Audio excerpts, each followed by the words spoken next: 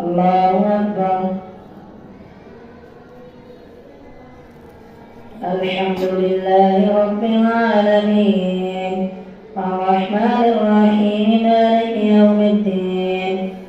إياك نعبد وإياك نستعين اهدنا الصراط المستقيم صراط الذين أنعمت عليهم غير المغضوب عليهم ولا الضالين. أمن خلق السماوات والأرض وأنزل لكم من السماء ماء فأنبتنا به حدائق ذات بهجة ما كان لكم أن تنبتوا شجرها أإله مع الله بل هم قوم يعدلون. أمن جعل الليل قرارا وجعل خلالها أنهارا وجعل رواسي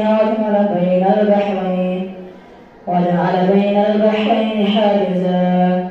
أإله مع الله بل أكثرهم لا يعلمون. أمن يجيب المضطر إذا دعاه ويكشف السوء ويجعلكم خلفاء الأرض أإله مع الله قليلا ما تذكرون. أمن يهديكم في ظلمات البر والبحر ومن يرسل الرياح بشرا بين يدي رحمته أإله مع الله تعالى الله عما يشركون. أمن يبدأ الخلق ثم يعيده ومن يرزقكم من السماء والأرض أإله مع الله قل هاتوا برهانكم إن كنتم صادقين. قل لا يعلم من في السماوات والأرض الغيب إلا الله وما يشعرون أيان يبعثون بل اتبع علمهم في الآخرة بل هم في شك منها عمون. وقال الذين كفروا أئذا كنا ترابا وآباؤنا أئنا لمخرجون لقد وعدنا هذا نحن وآباؤنا من قبل إن هذا إلا أساطير الأولين. قل سيروا في الأرض فانظروا كيف كان عاقبة المجرمين ولا تحزن عليهم ولا تكن في ضيق مما يمكرون ويقولون متى هذا الوعد إن كنتم صادقين. قل عسى أن يكون ردف لكم بعض الذي تستعجلون وإن ربك لذو فضل على الناس ولكن أكثرهم لا يشكرون. وإن ربك ليعلم ما تكن صدورهم وما يحملون. وما من غائبة في السماء والأرض إلا في كتاب مبين. إن هذا القرآن يقص على بني إسرائيل أكثر الذي هم فيه يختلفون وإنه لهدى ورحمة للمؤمنين. إن ربك يقضي بينهم بحكمه وهو العزيز الحكيم. فتوكل على الله إنك على الحق المبين. إنك لا تسمع الموتى ولا تسمع الصم الدعاء إذا ولوا مدبرين. وما أنت بهاد العمي عن ضلالتهم إن تسمع إلا من يؤمن بآياتنا فهم مسلمون. وإذا وقع القول عليهم أخرجنا لهم دابة من الأرض تكلمهم أن الناس كانوا بآياتنا لا يوقنون. ويوم نحشر من كل أمة فوجا ممن يكذب بآياتنا فهم يوزعون حتى إذا جاءوا قال كذبتم بآياتي ولم تحيطوا بها علما أم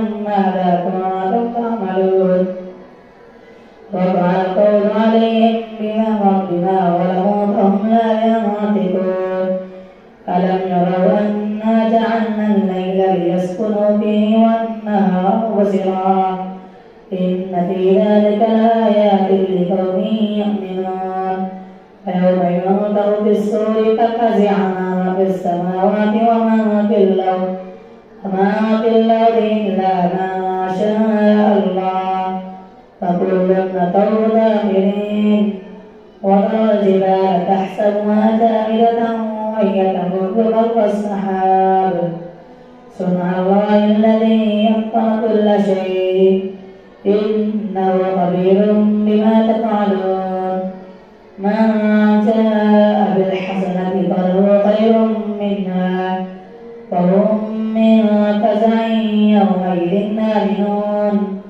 ومن جاء بالسيئة فكبت وجوههم في النار هل تجزون إلا ما كنتم تعملون إنما أمرت أن أعبد رب هذه البلدة الذي حرمها وله كل شيء وأمرت أن نكون من المسلمين وأن نتلو القرآن فمن اهتدى فإنما يهتدي لنفسه فمن ضل فقل إنما أنا من المنكرين فقل الحمد لله سيريكم آياته فتعرفونها وما ربك بغافل عما تعملون تصيب تلك آيات الكتاب المبين نتلو عليك من نبأ موسى وفرعون بالحق لقوم يؤمنون إن فرعون علا في الأرض وجعل أهلها شيعا يستضعف طائفة منهم يذبح أبناءهم ويستحيي نساءهم إنه كان من المفسدين ونريد أن نمن على الذين استضعفوا في الأرض ونجعلهم أئمة ونجعلهم الوارثين ونمكن لهم في الأرض ونري فرعون وهامان وجنودهما منهم ما كانوا يحذرون وأوحينا إلى أم موسى أن أرضعيه فإذا خفت عليه فألقيه في اليم ولا تخافي ولا تحزني إنا رادوه إليك وجاعلوه من المرسلين فالتقطه آل فرعون ليكون لهم عدوا وحزنا إن فرعون وهامان وجنودهما كانوا خاطئين فقالت امرأة فرعون قرة عين لي ولك لا تقتلوه عسى أن ينفعنا أو نتخذه ولدا وهم لا يشعرون وأصبح فؤاد أم موسى فارغا إن كادت لتبدي به لولا أن ربطنا على قلبها لتكون من المؤمنين فقالت لأخته كسي فبصرت به عن ظلم وهم لا يشعرون وحرمنا عليه المراضع من قبل فقالت هل ندلكم على أهل بيت يأكلونه لكم وهم له ناصحون فرددناه إلى أمه كي تقر عينها ولا تحزن ولتعلم أن وعد الله حق ولكن أكثرهم لا يعلمون الله أكبر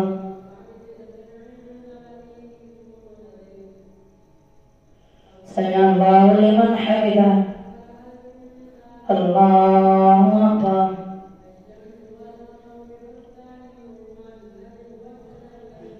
الله أكبر الله أكبر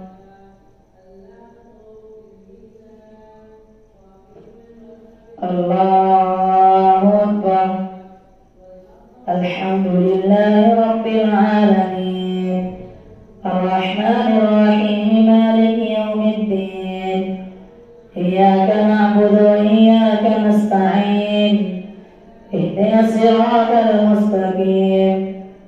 صراط الذين أنعمت عليهم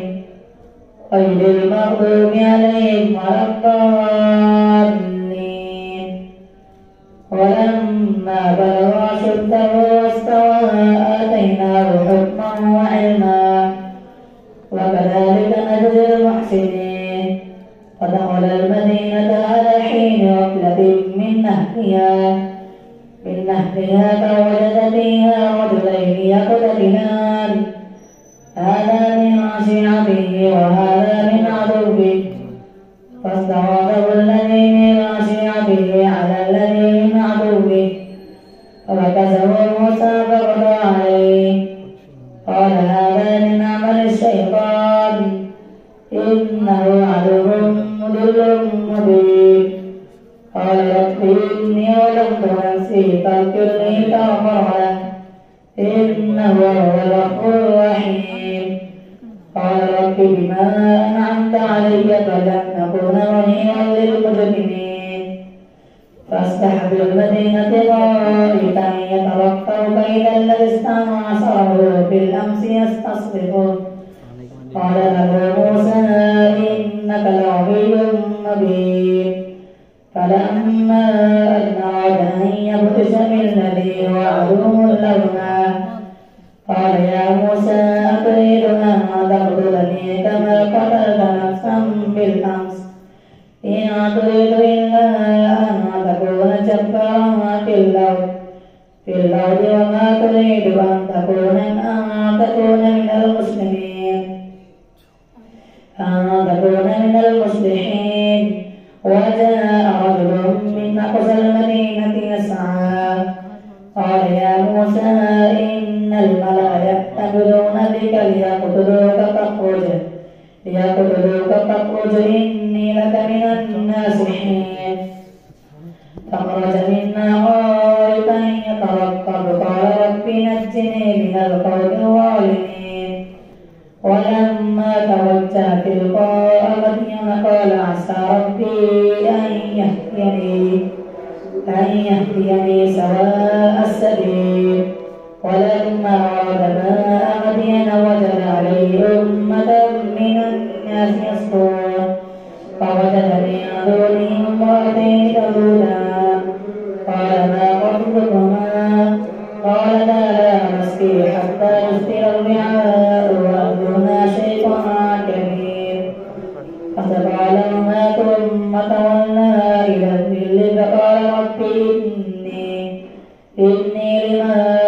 أنزلت إلي من خير فقير. فجاءته إحداهما تمشي على استحياء قالت إن أبي يدعوك ليجزيك أجر ما سقيت لنا. فلما جاءه وقص عليه القصص قال لا تخف نجوت من القوم الظالمين.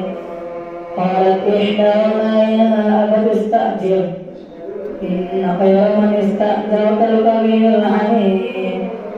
قال إني أريد أن أنكحك إحدى ابنتي هاتين على أن تأتوني 8 حجج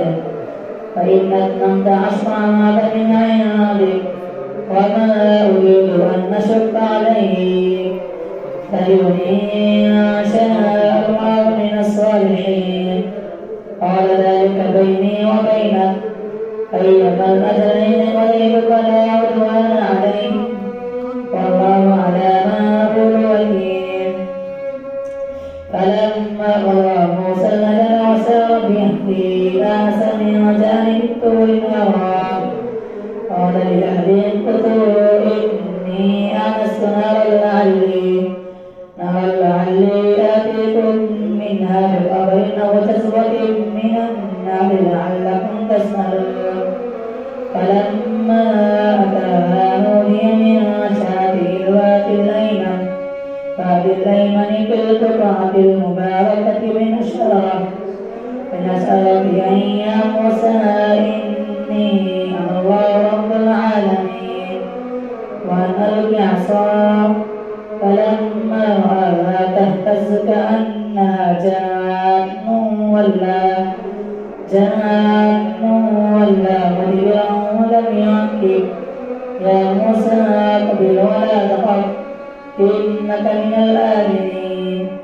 اسلك يدك في جيبك تخرج بيضاء من غير سوء واضم إليك جناحك من الرهب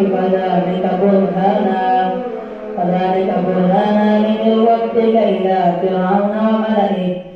إنهم كانوا قوما فاسقين قال رب إني قتلت منهم نفسا فأخاف أن يقتلون وأبي هارون هو أفصح مني لسانا فأرسله معي أن يصدقني إني أخاف أن يكذبون قال سنشد عضدك بأخيك ونجعل لكما سلطانا فلا يصلون إليكما بآياتنا أنتما ومن اتبعكما الغالبون فلما جاءهم موسى بآياتنا بينات قالوا ما هذا إلا سحر مفتر وما سمعنا بهذا في آبائنا الأولين فقال موسى ربي أعلم بمن جاء بالهدى من عنده ومن تكون له عاقبة الدار إنه لا يفلح الظالمون فقال فرعون يا أيها الملأ ما علمت لكم من إله غيري فاغفر لي يا هامان على الدين فاجعل لي صرحا لعلي أطلع إلى إله موسى وإني لأظنه من الكاذبين واستكبر هو وجنوده في الأرض بغير الحق وظنوا أنهم إلينا لا يرجعون